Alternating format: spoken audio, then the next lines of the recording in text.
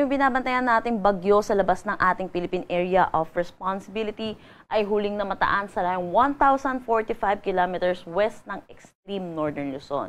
Wala naman itong direktang epekto sa anumang parte ng ating bansa. Pero sa ngayon, meron pa rin naman tayong southwest monsoon or hanging habagat na umiiral dito sa western section ng Central Luzon at Southern Luzon. Samantala, meron pa rin naman tayong intertropical convergence zone ngayon. Kung makikita natin yung kumpul ng kaulapan dito sa ating satellite imagery, ay magdadala ito ng mga pag-ulan lalo na dito sa eastern section ng Mindanao.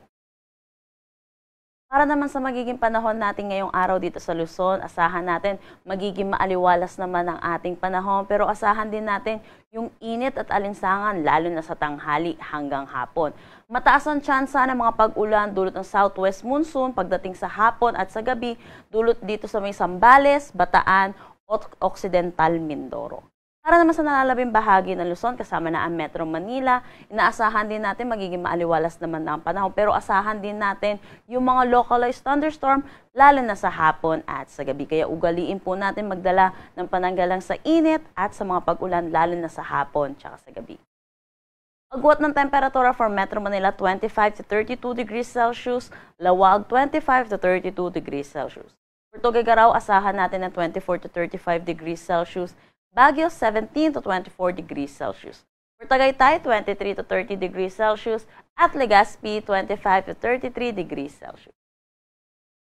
Dulot ng southwest monsoon, inaasahan natin makakaranas ng maulap na papawiri na may mga kalat-kalat na pag-ulan dito sa may Kalayaan Islands. Asahan din natin yung mga kalat-kalat na pag-ulan dulot naman ng intertropical convergence zone dito sa may Surigao del Sur, Surigao del Norte, Davao Occidental, Davao Oriental at Davao de Oro.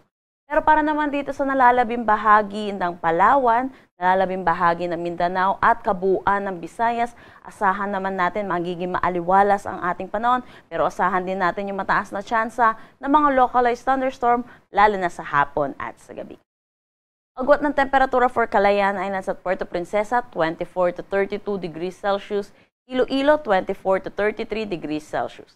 Para dito sa Cebu at Tacloban, 25 to 32 degrees Celsius, Zamboanga, 24 to 33 degrees Celsius, Cagayan de Oro, 22 to 31 degrees Celsius, at Davao, 25 to 32 degrees Celsius.